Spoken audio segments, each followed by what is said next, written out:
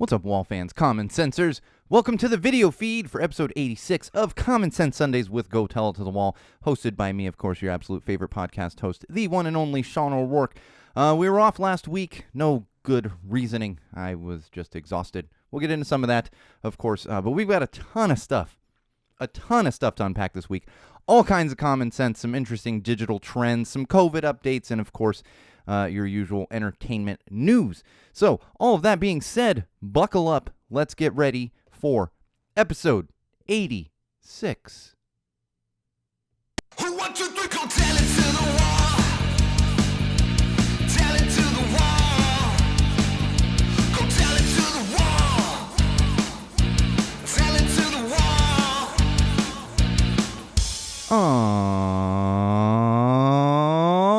All right, Wall fans, Common Sensors, podcast consumers. Welcome to another very exciting edition of Common Sense Sundays with Go Tell It to the Wall, hosted by me, of course, your absolute favorite podcast host, the one and only Sean O'Rourke, and this is episode 86 on this fine, not quite as hot as usual as it has been, August Sunday afternoon. We got a lot of stuff to get into, as I was saying at the top of the video feed, but of course, we always kick things off with our social plugs. I don't know what's going on with my head. There we go. That's a little better.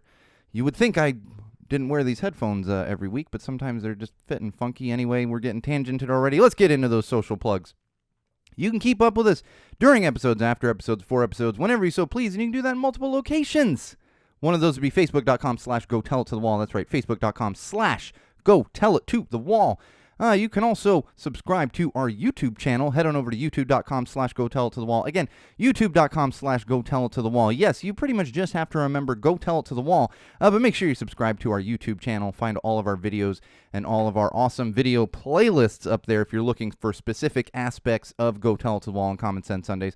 And, of course, the one where it doesn't help to remember Go Tell It to the Wall, and that would be my own personal Instagram account, which is at SoCalSean, at SoCalSean, SoCalSean. You're going to want to be following that, and we've been integrating a lot more stuff on Instagram because we got videos that are going up, reviews of concerts and albums and stuff, and then for a lot of that stuff, there is an accompanying Instagram post. So make sure that today is going to be an example of one of those. So make sure you're following over there if you are an Instagram user. And of course, if you don't remember any of those things, just remember our official website, which is SeanO'RourkeLive.com. That's right, SeanO'RourkeLive.com, your one-stop shop for everything and anything that is Go Tell It to the Wall, Common Sense Sunday, and yours truly, Sean O'Rourke. And also on there, you're going to find content that you don't find anywhere else. You're going to find links to those social platforms I just mentioned, but you're also going to find a link to our Patreon page if you want to support us through Patreon. We've actually picked up a couple new patrons lately. Shout out to Adam, who is one of our newest patrons, supporting us financially through everything that we do. And so if you have the means to do so, and especially if you're a Patreon user, throw us a couple dollars a month. It helps to keep this studio running, bringing in new equipment, new concepts, all that kind of good stuff. And if you want to support us but you don't want to use Patreon, you can pick up some Common Sense merch. We have a link to our merch website right there on SeanO'RourkeLive.com. Go ahead and pick up some t-shirts, coffee mugs, wine glasses, all kinds of great stuff on there. You link directly, like I said, from SeanO'RourkeLive.com. So if you want to support us that way, you can do it that way as well. And I should mention, before we get into our digital trends, you should have noticed this if you're following any of those platforms, but we had some new video content going up lately. And we've always done this, but I'm trying to focus on doing it a little more because feedback that I get from a lot of people, especially people with like kids and a lot of responsibilities and stuff, they don't quite have the time to sit down and listen to, an hour-long podcast or watch an hour-long video. Obviously, there's lots of people out there that do, but there's a lot of people, and I tend to be one of those people a lot of times. I try to make time to listen to podcasts, but when I can consume shorter-form content, it helps me to get familiar with stuff, and that's why we're pushing that, because we've gotten a lot of feedback on that. So if you're one of those people that enjoys shorter form content, make sure you're checking out all of our videos and our clips and stuff that have been posted. Like I said, stuff went up last week, and we've got more videos in the hopper that are going to be going up this week, so keep an eye out on those social platforms on YouTube. They also go up on Facebook, so as long as you're on facebook.com/go-tell-us-the-wall, you're going to keep updated on all of those things. So make sure you're keeping an eye out for new video content coming your way, courtesy of Go Tell It to the Wall. All right, let's get into some digital trends. We are talking about this guy again, and that would be Andrew Tate. I believe he's known as Cobra Tate. I'm not going to give the nickname that one of my very good friends has come up with for him, but you can figure it out. Change Tate to something else, Cobra Tate. So we're talking about him again, and we talked about recently the toxic masculinity that he spews from his platform, harassing minors, essentially. Well, we've gotten news this week that he has officially been banned from Facebook and Instagram, so you're not going to see any of those, any of his content on those platforms. And for those of you that weren't aware, I believe leading up to some of this, there was a video that went viral week and a half ago. It was a teacher, like a 5th grade teacher or 6th grade teaching 11-year-olds essentially, and she was running into problems with these 11-year-old boys who were essentially telling her that that women don't belong in any kind of profession. They belong at home cooking and all these other things. And in fact, there was one point in the video, and don't direct quote me on this, but this is just to give you the gist of the video if you did not see it. She said, "Well, I'm a woman and I'm a teacher," and they said, "Well, it's okay. Women can be teachers." So this was happening about a week and a half ago, and then over the past week, he got completely banned from those other platforms. And I want to point out to everyone out there, because of course, here comes all the Cobra Tate, Andrew Tate supporters. I don't know how he possibly has any supporters coming out and saying, "Oh, we're stifling free speech again." No. He has the right to go out on a street corner and do this. In fact, I don't think he has lost his podcast or whatever the hell he does. I tend to not follow him. I obviously tend to not follow him. I tend to not even consume any kind of clips unless they're ridiculous, like when he was harassing the teenagers and all that other stuff.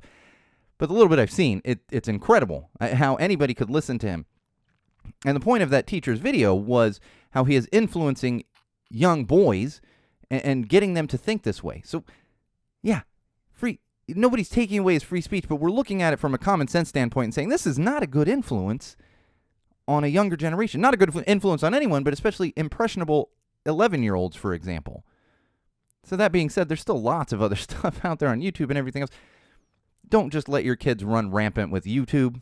Not the best influence. I was at a kid's birthday party yesterday, and we were discussing this and how just it's best to just keep them off of YouTube. I know I sit here and say, yeah, check out youtube.com/GoTellItToTheWall. Well, you know what? All of our videos on the YouTube channel are actually, they're set to not appropriate for kids, even though a lot of them are fine for kids. So we keep it that way because of COPA compliance. I've worked with COPA in the COPA compliance realm for many years. I did. Not so much anymore, but for many years I did it. That's what happens when you work at Disney. So just be smart about what your kids are consuming. Nobody's taken away his free speech, but it is good to see some toxic masculinity being removed from certain platforms, because we don't need any more of that in the entire world, but especially in this country. Good Lord, the toxic masculinity in this country. It's absolutely astounding. And it leads to many men out there not being able to open up about things like their mental health, their own feelings, because they get beat down by people like Andrew Tate and people who follow Andrew Tate and people who live by his what he says, and that being women belong in the house and all. It's just come on. And I swear, like I said, I haven't seen a lot of his clips. Put on a goddamn shirt, dude. No, nobody needs this. Just put on a shirt. I don't care if you're ripped or whatever you spend your life in. Put on a fucking shirt. Get over yourself. I mean, talk about nepotism, man. Jesus Christ. All right, hashtag boycott CNN. This one's making the rounds right now. And there was a story that came out about CNN reaching out to conservatives and Republicans and saying how they can better report on their side of things. Which, you know what? This is not something to get fully up in arms about. We are talking about the same crowd that was praising Liz Cheney to an extent, a conservative, for standing up for her beliefs. I do not hang out with a lot of conservatives. I do not know a lot of Republicans. I understand it to an extent. But here's the important thing. You want to boycott CNN? That's fine. But you're wasting time with it. If somebody's going to watch CNN, they're going to watch CNN. If what this new story that has come out about CNN, maybe that's going to change their mind. But a little hashtag like boycott CNN over something like this is not going to make a difference. That's the thing. So just stop wasting your time. I don't watch CNN. The important thing when it comes to consuming news and journalism and stuff like that is simply you get your own news, wherever that may be, but fact check. Fact check. It's as simple as that. It's so easy these days to fact check. It's amazing how much misinformation comes out these days. And yes, you could say, well, the speed of information through social media, that's how the misinformation spreads. But you know what? At the same time, the speed of fact checking is also quite rapid now. I've said this since the beginning of the podcast. Fact check, fact check, fact check. Get your news from CNN. But if they're going to say something that seems like, wait a minute, maybe fact check everything. It's not that hard. It's a couple keyboard clicks away and you go, oh, okay, that's exactly what's happening. I'm not going to sit here and tell you where to get your news. I'm going to sit here and tell you to listen to my common sense that gets spewed weekly, but I don't consider myself a journalist. Nobody should be taking what I say. I mean, take it to heart, but don't go out and act on things that I say. I'm just an idiot that spews common sense at a wall every week, and my definition of common sense is obviously very different from many people's definition of common sense, especially when they are on one side of the political spectrum there. So just be smart about it. That's all you can do. Boycott, fine. But calm down with the hashtags. It's a news organization. Unless you're talking about Fox News, who is literally not a news organization, and you can quote me on that. Go check out. That's a fact. We've talked about it many times on the podcast. Then just go about your day, fact check, get your information in the right kind of way, whatever that might be. Like I said, I'm not going to tell you where to get it. That's up to you to do. But whatever information you're getting, make sure it's accurate. It's not that hard to do it. All right, we had another thing. It's actually currently trending, or over the past couple of days. Christian nationalists is trending in the social realm right now, has been over the past couple of days. And this is because there's a lot of conservatives, namely politicians, who are calling for more Christian values within our country, within the United States of America. And I don't know how much this happens around the world in other somewhat Christian countries. And obviously we know that exists in a lot of Catholic countries where it's, we're fighting over women's rights here, but women have been fighting and are still fighting and never had those women's rights in certain countries. So regardless, I'm talking more about the U.S. right now and where that's trending. And here's the thing, it needs to stop. You should call it out, and that's why it's trending. But here's the thing, and this is just common sense. Be Christian. Be religious. Do whatever you want as long as you're not hurting other people, but stop pushing it on other people. The most ridiculous thing, and I guarantee a lot of listeners out there can agree with me on this, the hate that I see come from so-called Christians is much worse than any hate that I see come from a lot of atheists, agnostic people, whatever it might be. So knock it off. We don't need to go further Christian. We don't need Christian nationalisms. And we don't need Christian nationalists. And here's the other thing, is they constantly spew this, well, we need Christianity in our government and blah, blah, blah, and the Bible and blah, blah, blah. But then they turn around and they criticize other religions in other countries for essentially doing the same thing. I'm not going to sit here and defend any kind of religion for pushing itself on others. But the hypocrisy, I know it's amazing, more hypocrisy in this country. Isn't that just amazing? It's weekly. We have hypocrisy in this country. All those people spewing this stuff need to step back and realize what they're saying. And then maybe just do some introspection as far as why you are doing this. Why? We don't all need to be Christian. I consider myself a pretty moral person. I am not a religious person by any means. And most of the people around me are not religious people by any means, but they tend to be very moral. I don't hang out with a lot of immoral people. I just don't. I'm not saying you can't hang out with immoral people. Do you? But that's not something I do. And none of them are Christians. Let's just do a little better. All right, we have another meme that's being beat to death. Good Lord. So you've all seen the memes where there's like a guy getting up in a man getting up in a female's face, a woman's face, and they put a little thing on it, and like I always see this was on Tony Hawk, whatever it is. Well, now we have another one of those getting beat to death, and this is a young woman seems to be yelling in the face of a young man who does not seem to be fazed by it by any means, or at the very least seems to be a little irritated. This came out about a week ago. Now you can't open any social platform without seeing it 50 times. We get it. You found another meme like this that you can add words to. Good Lord, everybody's doing it. Once again, I bring this up because let's stop beating social trends to death. Stop beating. It reminds me of that Simpsons meme where it's like, stop, he's already dead. That's where we're at with these memes a lot of times. Like, do you think you're clever posting it? Like, no. 50,000 other people posted it before you did. Unless you're the first person posting it, calm the hell down with the putting the text on memes that everybody's posting. We get it. I seen it. There's a little Pineapple Express quote. I seen it 50,000 times over the past 2 hours. Just, come on. Do something original. That's all it is. You fucking get it. I get it. It's a meme. Great. Good for you. All right, one more hashtag. Oh, no. Wait, yes. No, what am I doing here? Sometimes my notes don't make sense. That's what I'll say. Hashtag things you should never ask Alexa. Now, this could obviously pertain to Google, and it could pertain to what's the Apple Siri or whatever on Apple. But this was the hashtag that was trending specifically for Alexa. Now, I am one of those people. You know, everyone's like, oh, your devices are listening. Speakers everywhere and blah blah blah. And it's like, I keep the speakers out of my bedroom. I have none of that kind of technology in my bedroom. Although my phone sits in there charging it for the most part. But I've got Google. I always say I've got nothing to hide. What, the government's listening to me? What, they're listening to me watch some crappy television and order a pizza? Have at it, man. Nobody needs to see that. But there are probably things you don't want to ask. I would imagine you don't want to ask any smart device how to hide a body, for example, or ingredients for certain things. Let's maybe not do that. That's probably going to get you on a watch list. It reminds me years ago when I was working at Disney and I had to research a museum, and I don't know if it's still there. And it was somewhere in the Midwest, maybe a little further east, but it was called the Touch Kids Museum. Touch Kids Museum. And I'm having to do a little research on this museum, and the whole time I'm going, is this really the best name for a museum? Now, the reason it was a kids interactive museum, I get what they're doing, but it was Touch Kids Museum. Look it up. I don't know if it's still around, but so I'm researching this, going, great. Now I'm on a watch list. And especially I was working on kids stuff, so I'm researching like Girl Scouts, and it's just like, oh boy, But again, what are they gonna do? I've got reasoning behind it.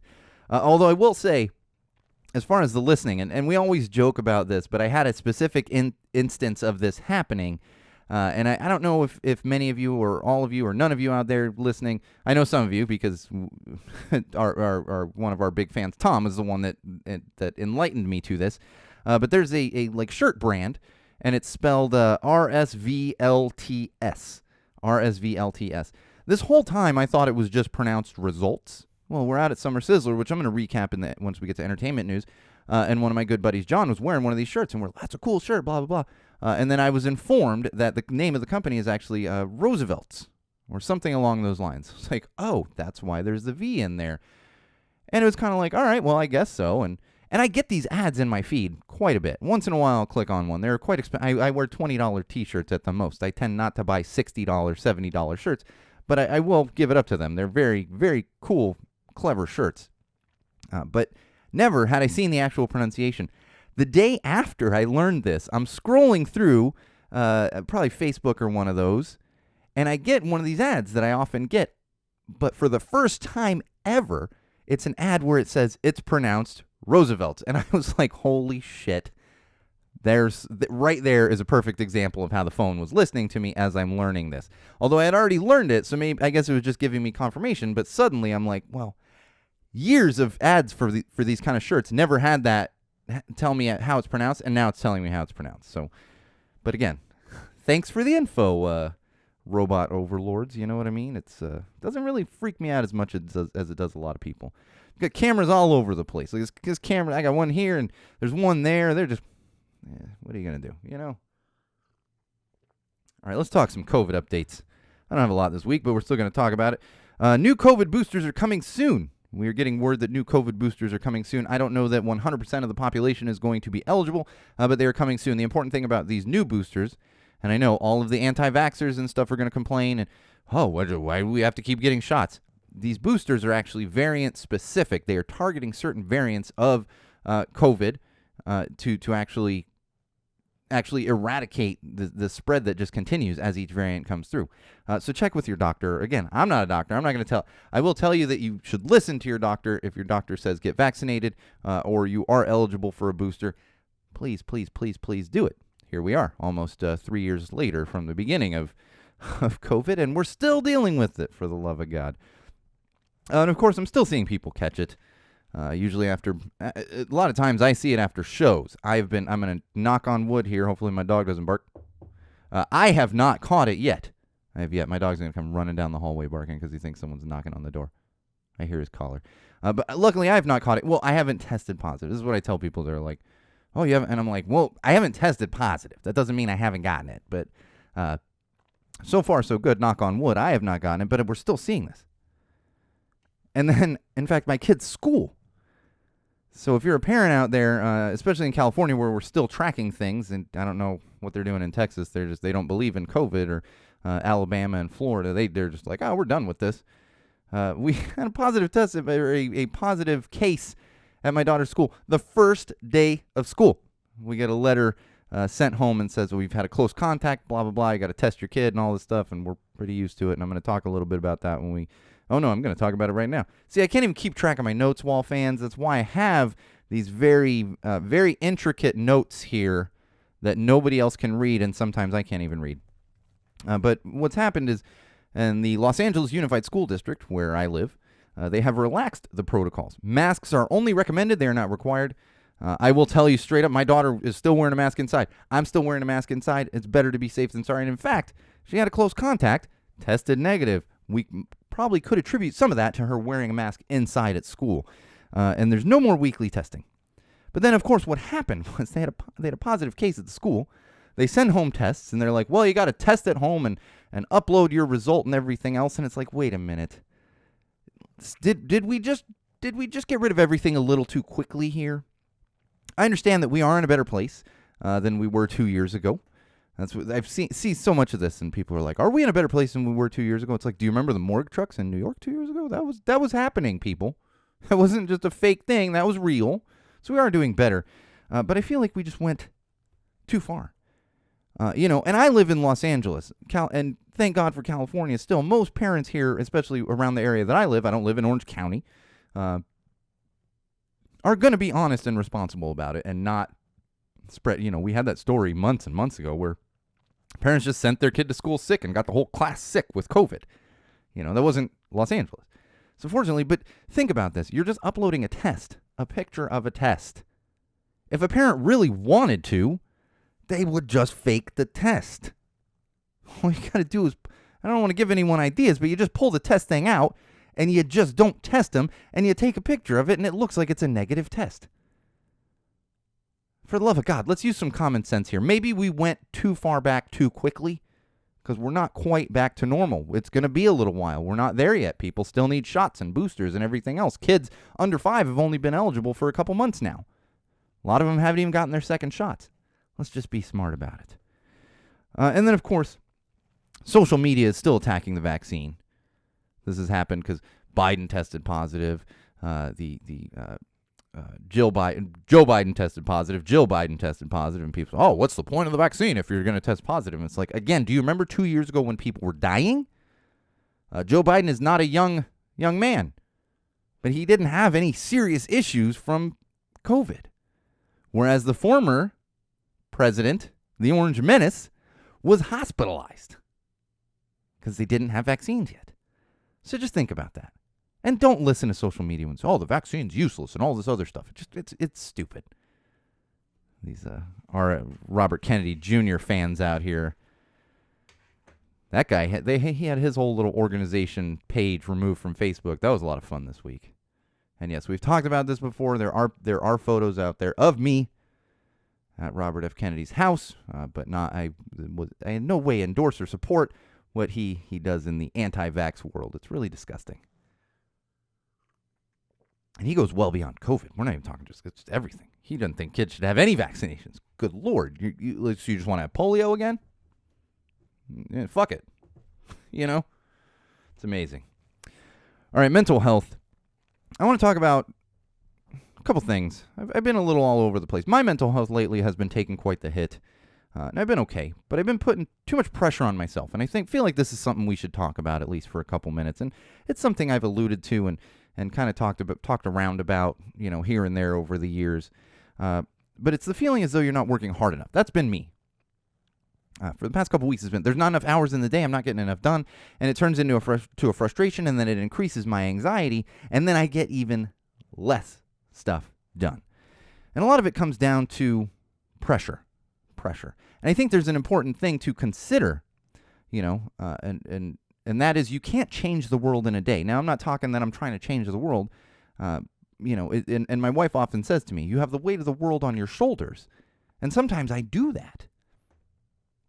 Things hit me so hard that it turns into a debilitating panic attack. And sometimes it's not even as far as a real full-blown panic attack, but it is heightened anxiety. And I think the important thing to remember when it comes to that is just small steps forward. If you find yourself getting into that place, don't continue to beat yourself up because you're not getting out of that place, because you're then getting even less done. The thing is, use small steps and move forward. Some days, that's just going to be doing the dishes. Some days, that's getting up and taking a shower. Some days, that's making that phone call that you've been putting off for days. Those small steps are then going to help you get to a more productive point. That's, instead of beating yourself up more and more and increasing that anxiety, just take those small steps. And take a certain, I don't want to say, I mean satisfaction, for lack of a better word, in accomplishing those small things. And then build upon that. The most important thing is listen to your body and mind.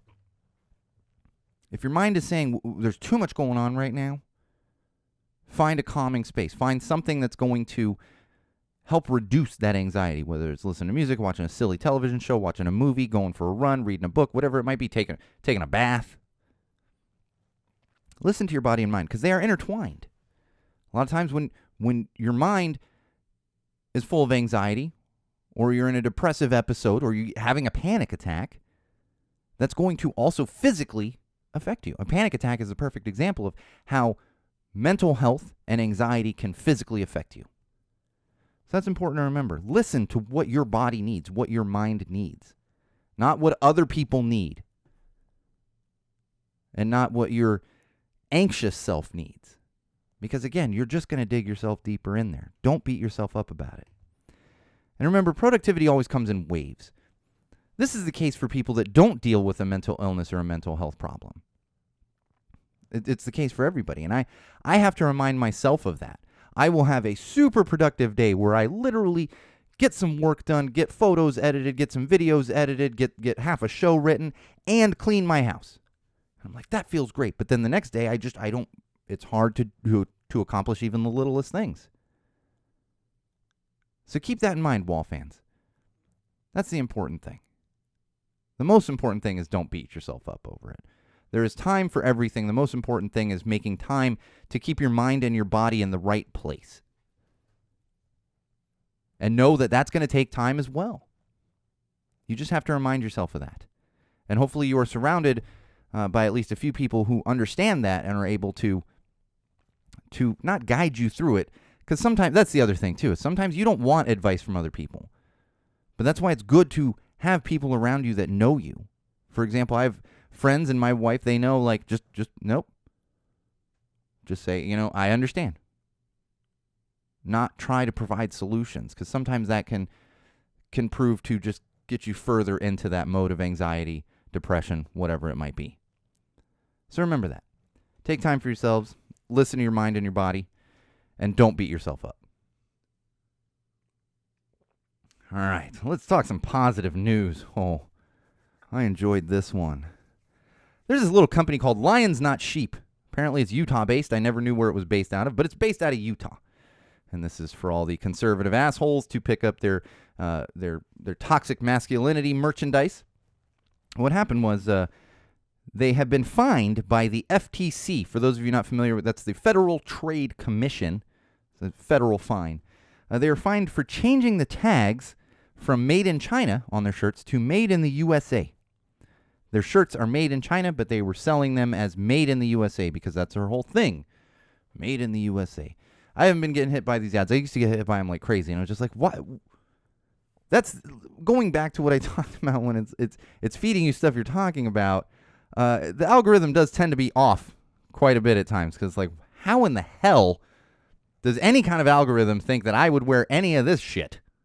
Because I wouldn't. Lions not sheep. That's just stupid.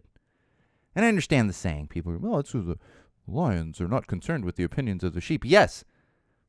That's why they took that, and they're peddling their bullshit, and they're probably shitty merchandise on this website, and on top of that, doing some false advertising. So they were fined $211,335. $211,335. I don't know where that number comes from, but all right, $211,335.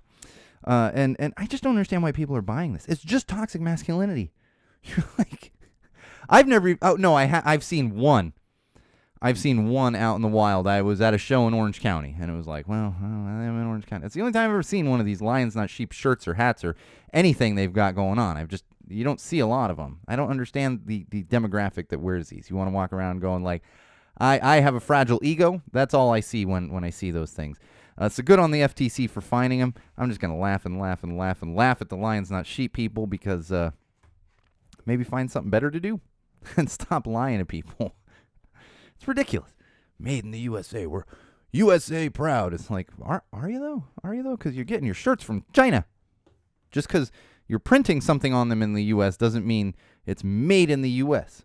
And if you want to get into the intricacies of it, that's actually a law that passed in 2021 requiring basically the majority, I'm sure if you got some thread from China and you're sewing something, but everything else is from the U.S. and it's completely sewn, and then I didn't even fully get into the intricacies, but it has to do with a new law that was enacted in 2021, which is probably a good law because you have people like Lions Not Sheep who are falsely advertising their product as made in the USA. All right, let's talk some parenting. Oh, man. So 2 weeks ago, I talked about this loft bed that I had built the day before.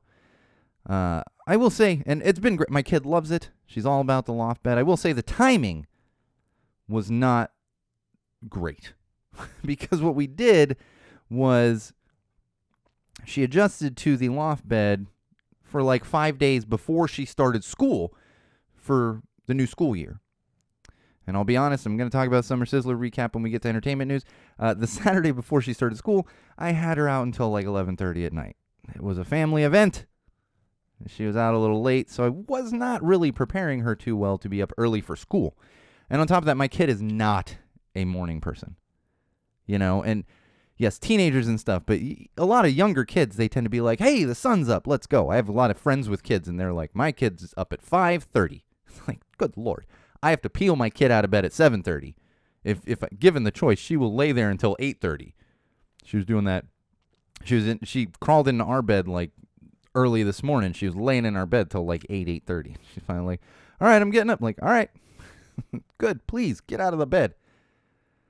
So she's still adjusting to that and not a morning person. And there's a lot to adjust to overall, which brings me to this article that my wife actually sent me this week. And it was talking about how much kids become overwhelmed during their first week back to school after summer break. And this probably applies to a longer break too. Like these days, Los Angeles gets, I think last year we got 3 weeks off for winter break.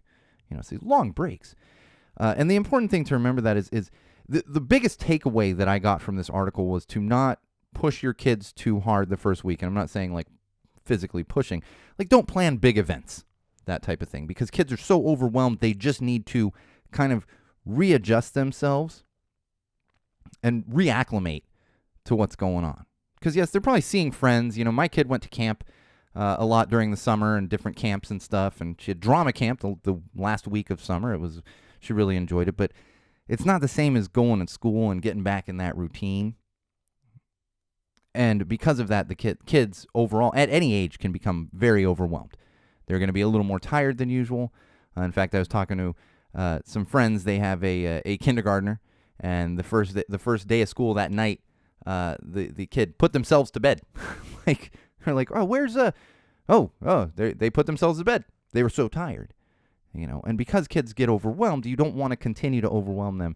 Maybe don't plan a big dinner, out at a restaurant the Friday at the end of the first week of school. That's essentially what this was saying. And it stuck with me a little bit because I went, oh, okay. And my kid's been the same. She hasn't been falling asleep, but you can see, you see how tired she is after a full day of school, and she's still going. But then that inside her head, she's definitely just a little bit overwhelmed. So it's tough to then adjust to, hey, you got to go to bed at a decent time now. It's not summer anymore. You got to get out of bed. We got to get to school on time and all that stuff. So it's been a challenge, and all of you parents out there, that's something to consider. Maybe we'll try and share that article on the Facebook page. But if you look it up, you're going to find the article, and there's a lot of experts on there that are giving their feedback, and it's interesting. And having a kid of my own who started school, it's like, oh yeah, no, that totally makes sense. All right, one more thing here in parenting. I want to talk about Bluey. We knew this was coming back. It's finally back. It came back August 10th, I believe was the exact date. Season 3 on Disney Plus, the first 25 episodes. I will warn you, if you have not watched it yet, if you're a parent, or even if you're not a parent, this warning is really especially for parents, because if you're not a parent and you're watching it, it might not affect you that way, but all the feels in the first episode of Season 3, holy shit, I was like, really? We're just diving right into this, and I'm not going to spoil anything, but just be emotionally prepared for that first episode of Season 3, especially if you're a parent. And we got some word this week that some of the episodes have been edited for Disney Plus.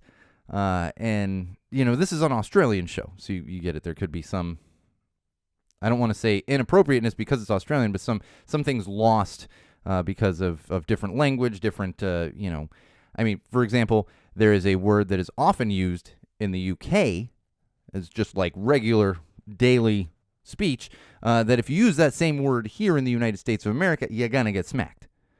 So, a lot of it could be chalked up to that. But as I was looking through, there was some silly stuff where it's like, really? We're editing that out for Disney Plus? Things like flatulence, for example. It's like, no, I think the kids can handle the flatulence jokes. My kid especially if they're in school. My kids learn all kinds of fart jokes and poop jokes in school. That's just the nature of the beast with kids that age. So be aware of that.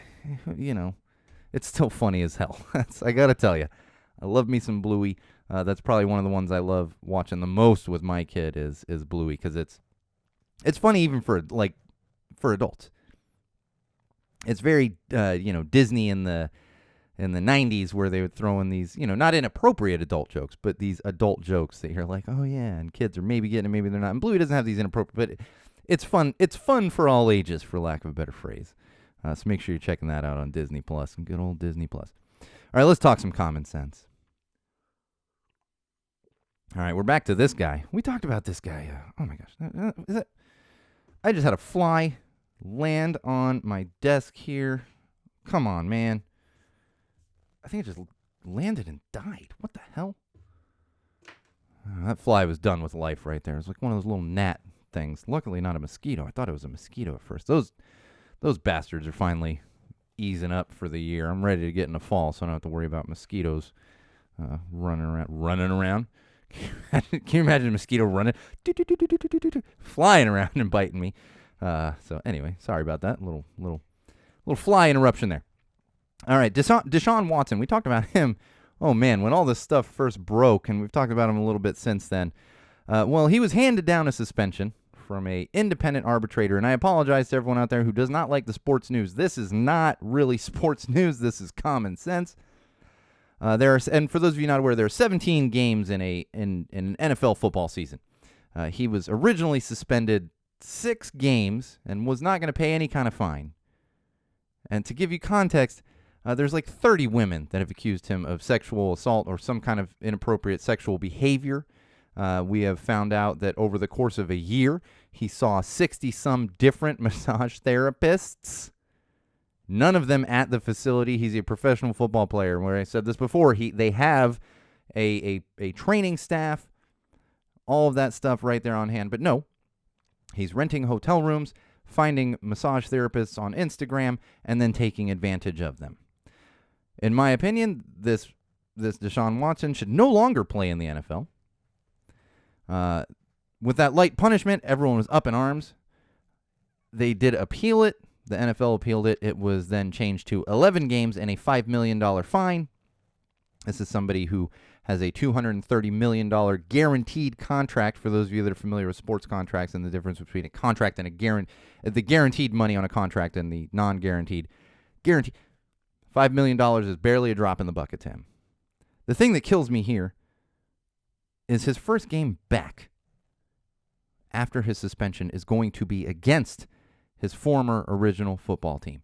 So clearly the NFL has done some finagling here. Finagling. I don't know if I've ever used that word on the podcast, but they've done some finagling here to make sure that there will be a lot of controversy around week 12 or 13, whatever it is, their 12th game. And all I can say is I expect every single NFL fan out there, football fan out there, if you're seeing him live, to incessantly boo him. There was a preseason game a week or two ago, and there was quite the inappropriate chant. I'm not saying throw the curse words in there, because there are kids at these games, but make sure you aren't just incessantly booing the straight-up sexual predator who then gets to go on and serve a nothing suspension, pay a nothing fine, and go back to just being a millionaire for playing a fucking game. Oh, Deshaun. Speaking of athletes who don't know what the hell they're doing, Dennis Rodman. Even if you're not a sports fan, you know who the hell Dennis Rodman is. He was quite the character. I mean, still is, but especially in the 90s.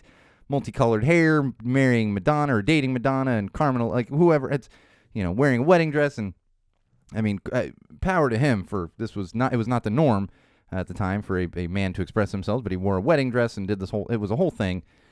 Well, we've gotten news that Dennis Rodman has received permission to travel to Russia in order to help with the Brittany Griner case.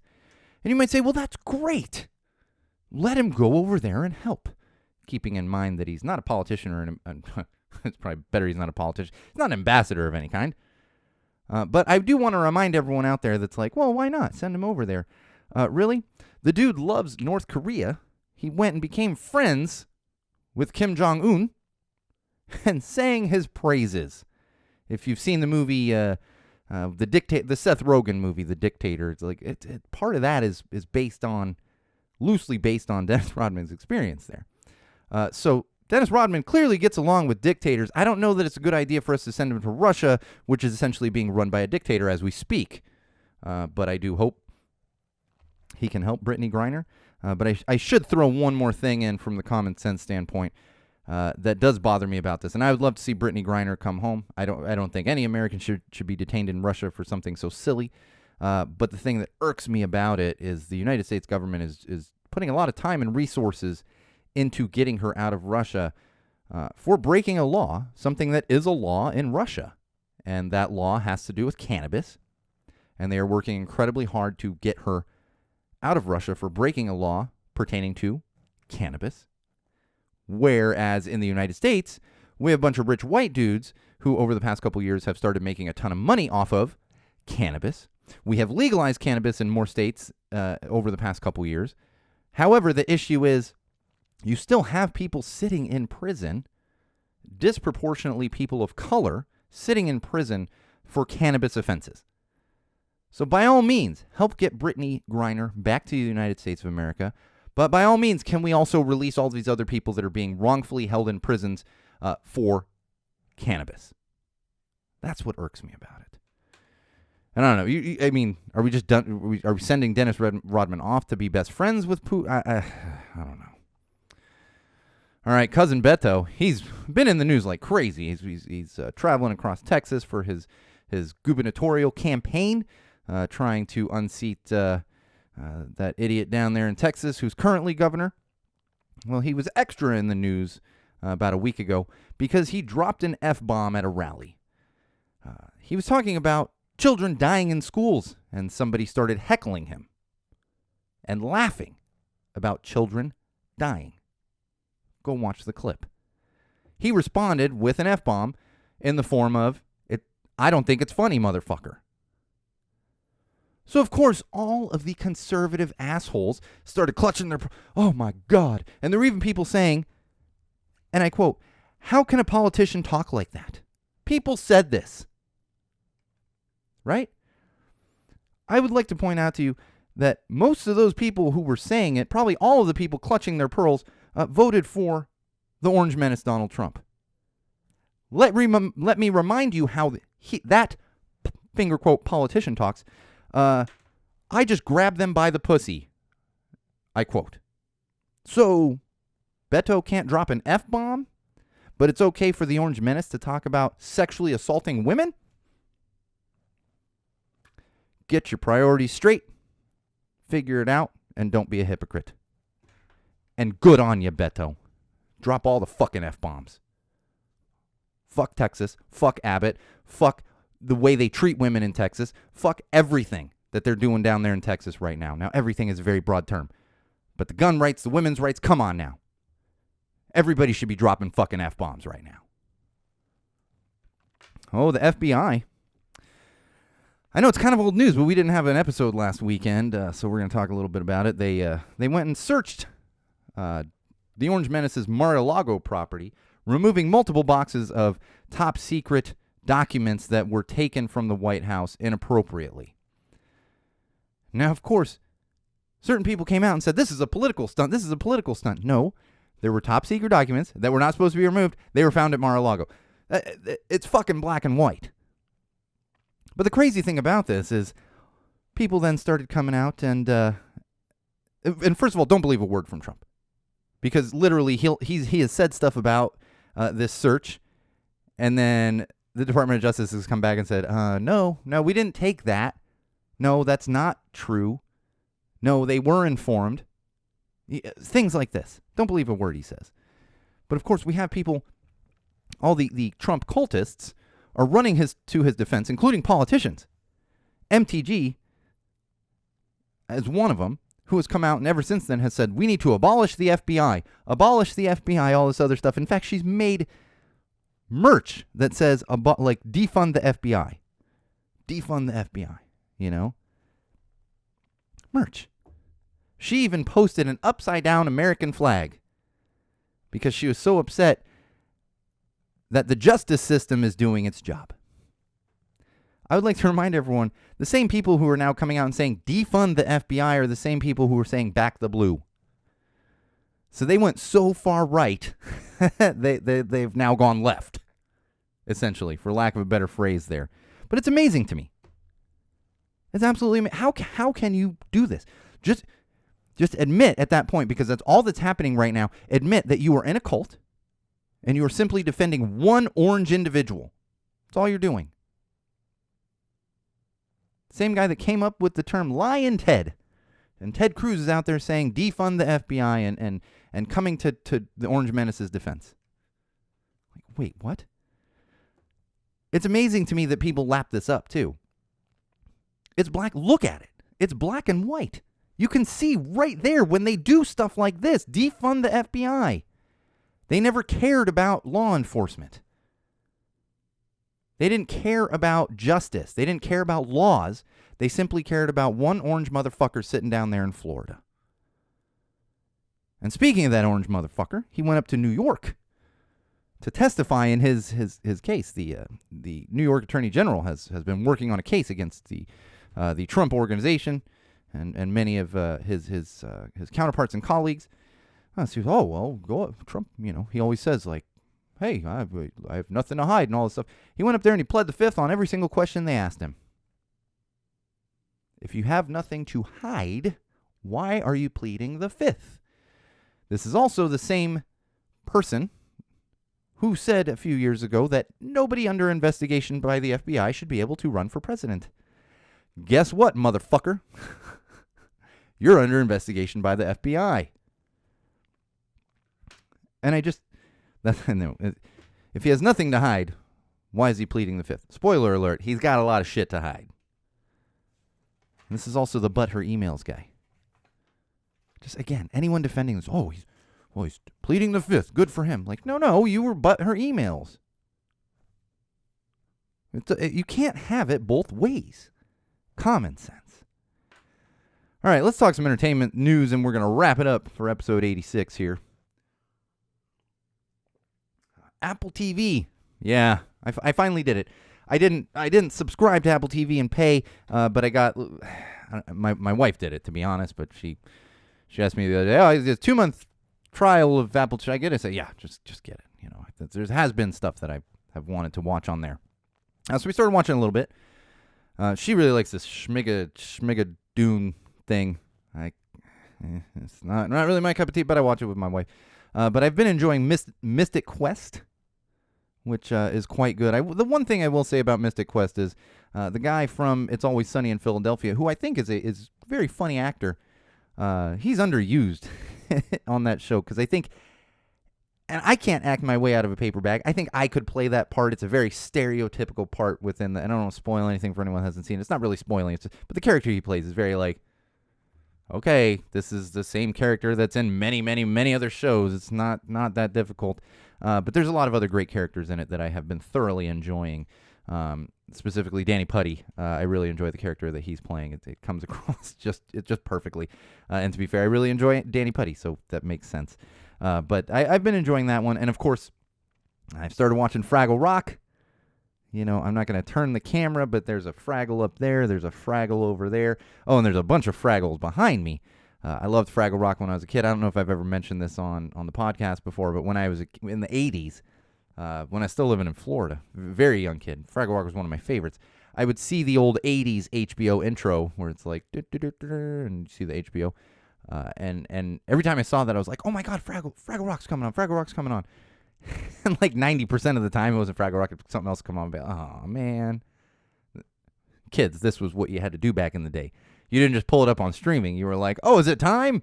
Oh, I missed it. Never going to see it again. That's just how it works. But all the nostalgia from Fraggle Rock. Really, really enjoying that one. I haven't watched a lot of them, but I mean, as soon as the first episode started, I was like, oh, man. Oh, and I just remember being a little kid Sean down there in Florida watching the Fraggles and all the other great Henson stuff. All right. I have to admit, there's a very popular show that's featured on Hulu. And a month or two ago, I finally started watching it. It's a little show called Letterkenny. I know. People are going to comment. And you haven't watched Letterkenny? No, I haven't. Trust me, one of my all-time film idols, Kevin Smith, talks about it often. Never got around to watching it. And this also falls back on one of those things. It's probably why my wife's going to make me watch it, but I'm not excited to watch Ted Lasso. When everybody's talking about watching one thing, I tend to be like, no.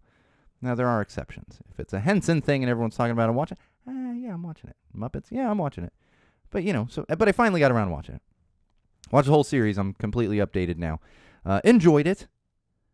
I would say there are some episodes better than others. This probably isn't a spoiler because it's really old. I don't care about jokes like fart book. Just, it's fine. I get it. I'm not saying it's terrible. But for me, it was, I enjoyed watching all of them, but I laughed out loud at some much more than others. But overall, a good show. If you've got Hulu. And it's also just, that's the thing is, I'll watch an episode while I'm eating lunch if I'm at home, and I'll watch an episode in the evening like after my kid goes to bed. So I'm not binge watching necessarily a bunch of episodes, but so usually, I work my way through the shows. And then, of course, because of that, I just finished Letterkenny like a couple days ago. So because of that, I was like, well, let me check out this Shoresy show, which is a spin-off of Letterkenny. And I will say, I knew Shoresy existed, and I'd seen ads for Shoresy, so I was quite confused when the show started, and I was like, that's and this might be a slight spoiler, but I mean, it's been around for long enough, and you'll see you pull it up on Hulu, and there's his face. I'm like, but that's Wayne. When I'm watching Letterkenny, because I didn't know about Letterkenny, I was like, oh, this dude's named Shoresy, and he's in the Letterkenny. No, that dude's named Wayne. And then you figure it out eventually, and I was very confused at the beginning. But here's the thing I will say, honest confession, I think I enjoy Shoresy a little more than I enjoyed Letterkenny. And a lot of this can be chalked up to being a Slapshot fan. Shoresy very much reminds me of Slapshot, so I wouldn't sit here and I wouldn't argue with someone that says, oh, Shoresy is nowhere near as good as Letterkenny. I'd be like, yeah, totally, I understand. But for me, personally, I think I enjoy Shoresy a little more than Letterkenny. All right, let's talk some Bite Me Bambi. That's right.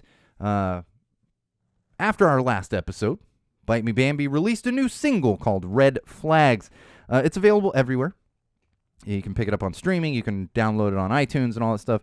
I always recommend purchasing the single, which I'll admit I did not, but that's because I get a special benefit by being a certain level of subscriber with Bite Me Bambi. But if you should definitely be, give them $1.29 or whatever and download that bad boy. It's a great track. Really enjoy it. Bite Me Bambi puts out all kinds of great music, and this one just kind of, is a great example of their progression over the past year and a half, 2 years since they started putting out albums and stuff. And the music video is fantastic.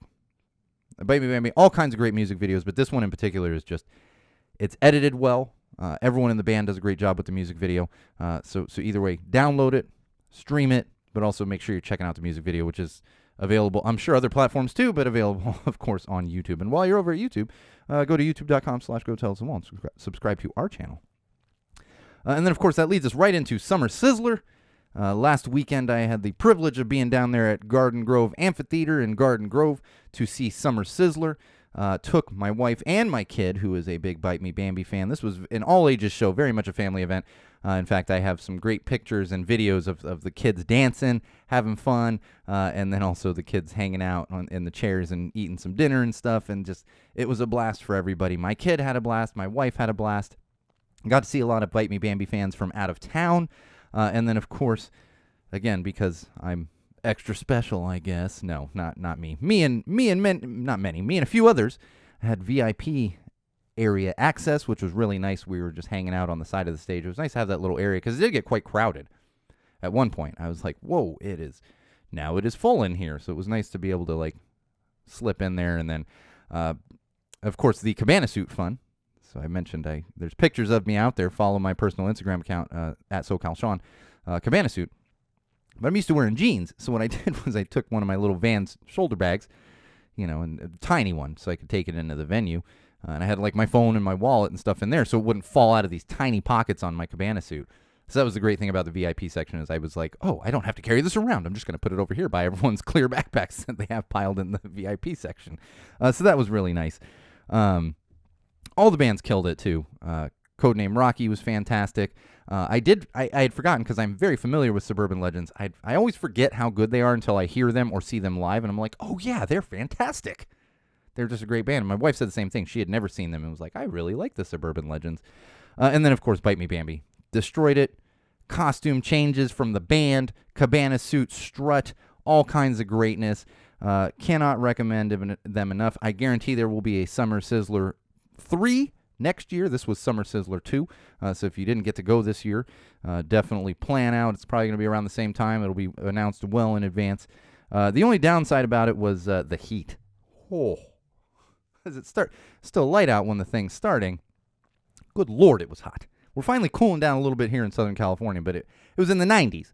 We're all at a concert and everyone's drinking beer and stuff, and it's like, whoo, what's going on here? And my sweat rag is just completely sweated through. That was the advantage of the cabana suit, is I'm not wearing jeans like I usually am at a show, so getting a little breeze up the cabana shorts there, so that was nice. But man, that heat was a little too much. All right. Speaking of show recaps, had another show this week. Got to see the Bomb Pops and the Last Gang at Chain Reaction. This is the tour that for the most part unfortunately had to get canceled, but they're still doing the Southern California shows. They were in San Diego on Friday. They were in Anaheim on Wednesday. Always have a blast at Bomb Pop shows. And full disclosure, I know the Bomb Pops really well, so it's always a pleasure to go hang out with them, especially Josh Remington and Neil. Jen's usually running around doing so much stuff, so I get maybe 2 minutes with her, but got to spend some time with some very good friends from the band.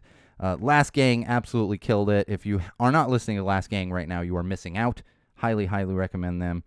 And there, again, lots of pics on Instagram at SoCalSean from that evening. So go check those out if you're on Instagram. I will say one extra cool thing, and it was funny because we're driving down, I'm riding with my sis Laura, and I've mentioned this before, the Bomb Pops, because Polly has left. They don't play a lot of the songs that Polly used to sing or Polly has written possibly. And so we're like, man, I'd really love to hear. And there's a couple songs we went through, and one of them was 13 Stories Down. We haven't heard that live yet because they put out the album, couldn't play shows. Polly left, and they have not played. But fortunately, they played 13 Stories Down on Wednesday night, which was an extra special treat in addition to all of the fantastic tracks that they usually play. I will say, I woke up Thursday morning. I was like, why are my legs so sore? And I was like, I know I was dancing around a lot. And what happened was, right in front of Remington, who I know really well, and I was like, oh, I'm gonna get some pictures and video, And so what happened was I wasn't quite at the front. A space opened up at the front, and because I'm fairly tall, I was like, okay, I got in front of these people. I don't want to block them, so I'm doing like the crouch down here trying to let people see over me. And I realized the next day that I was essentially doing squats while I'm at this concert and holding this position as I'm trying to take photos and everything else. Didn't quite catch up with me till Thursday. But at the same time, I was also like, oh, thank God, I didn't like lose it. Because I go to shows all the time. I'm standing and I'm dancing. I'm usually fine, maybe a little bit sore, but not like that. And it was because I was crouching down. I will say one more little tidbit on that show. We had the duality of people you might find at punk rock shows and ska shows and stuff. You find the second type of person much less. The first type of person I tend to find all the time, because that was happening to me at Summer Sizzler. I've run into people I hadn't seen in a year, months or a year, and they're like, let me buy you a beer. I'm like, if you insist, I will take a beer. Thank you, sir. So this guy there, his name was Brendan or Brandon. It was one, I can't remember exactly, and he was one of the nicest guys. We're talking to him for a while, and I'm sitting outside on the porch talking to a couple people, and he comes out, he's like, hey, here, bought me a beer. Just I was like, you bought me? He's like, yeah, here. I was like, thank you. Then, of course, the Bomb Pops are playing, and at one point, I turn around.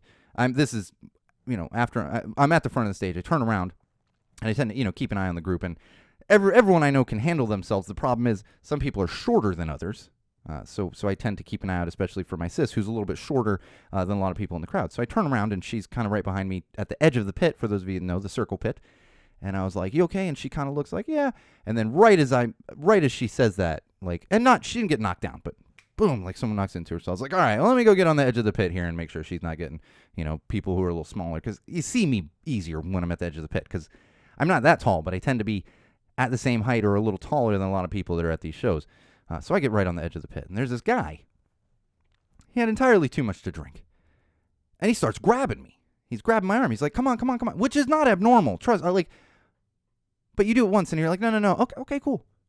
He keeps coming around. He tries to grab me like 3 or 4 times. Like the fourth or fifth time, a good buddy of mine comes because he's holding my arm. And for those of you that are on the camera, this is from when scratched up my arm, scratched me. So my good friend Paul Dean. He steps over and he kind of pushes the guy away. And I'm like, all right, that's enough, And both of us like, cool. And I was like, thanks, dude. In fact, there's video of part of that happening that another friend of mine had been taking at the time. And so it's like, all right, that's done. So you run into these guys occasionally. Then the Bomb Pops finish. And we're kind of standing around, in front of the stage. And I don't even know where it came from. But he comes over and starts trying to mess with somebody else that we knew in our group. And I was like, no. So I was like, go. I was like, I'm not getting into a fight with you right now. Just go. So we go outside, and it gets even more than that. We go outside, and he starts making trouble with the bouncers. We're standing in a group, and just like, what is this guy's fucking deal? Calm down. We're all here to have fun. But that's kind of the duality. You get a lot less of that asshole guy. You get a lot more of the guy that's real nice, and you meet a lot of nice people, and not all of them are going to buy a beer, but sometimes you get a beer out of it. And so thank you to Brendan or Brandon for being the good side of things, and that asshole who knows what his name was. Yeah, I don't know what it is with Chain. 2 out of 3 shows at Chain, I've run into some asshole who's causing problems. Not near the kind of problems that I talked about with that Circle Jerk show a couple months ago, but problems. All right, we're almost ready to wrap up episode 86 here, but I do want to say this is very, very, very important. Chaser is playing a show with Fourth in Line down at Tiki Bar this coming Saturday, August 27th. You are not going to want to miss this show. You hear me talk about Chaser all the time, but this is one you are not going to want to miss. Tiki Bar is a great little venue. It is a far drive for me, but I suck it up and do it. So if you have time, tickets are still available, and especially if you live nearby there. And even if you're just kind of on the music, you're like, I don't know if I want to go to a show. You can literally hang outside of the Tiki Bar and eat some of the best tacos you're going to find anywhere in that area. So both those things should be enough motivation for you to get down there to Tiki Bar. I will be down there. A bunch of my friends will be down there. A bunch of Wall fans will be down there. If you're out there, I will have stickers. Hit me up. I'll hook you up with some stickers. Do not miss this show. And one last thing. Of course, I like to always mention it. Basis Against Racist. The August design is still available. You've got 1 week left to pick it up.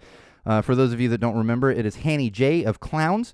And so like I said, you have till the end of August to pick that up. So you have a little over a week to pick it up, but make sure you don't miss that deadline for your pre-order. I will say, for those of you that got July shirts, if you might have already seen this too, but I know at least Gabby from Chaos Merch has been printing the July shirts, so they're probably being sent out right now.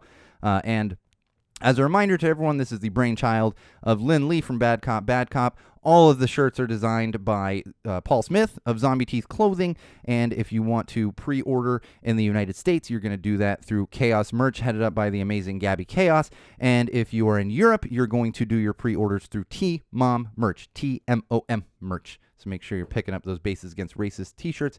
We won't have the new one on the next episode, because Paul never gives me advanced knowledge. I'm just teasing. Sometimes he does, but I don't like to spoil it for everybody.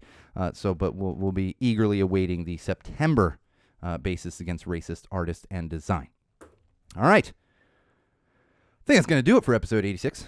Make sure you're following us on Facebook.com/GoTellItToTheWall. Again, Facebook.com/GoTellItToTheWall. Our YouTube channel, YouTube.com/GoTellItToTheWall. Just remember, go tell it to the wall. And, of course, my own personal Instagram account, which is at SoCalSean, SoCalSean. And make sure you have bookmarked SeanO'RourkeLive.com for all of your Go Tell It to the Wall and Common Sense Sunday news and info. And please, please, please, if you have the means to do it, check out our Patreon page. And if you don't want to go through that avenue, you can also pick up some merch to support us, not only financially, but morally, right? It's a little moral encouragement when I see those merch orders come in. All right. We should be back next week. Same wall place, same wall time. Until then, this has been episode 86 of Common Sense Sundays with Go Tell It to the Wall, hosted by me, your absolute favorite podcast host, the one and only Sean O'Rourke. And remember, wall fans, common sensors, no matter what you do, no matter who you're with, no matter where you go, and especially no matter why you are doing it, always use common sense.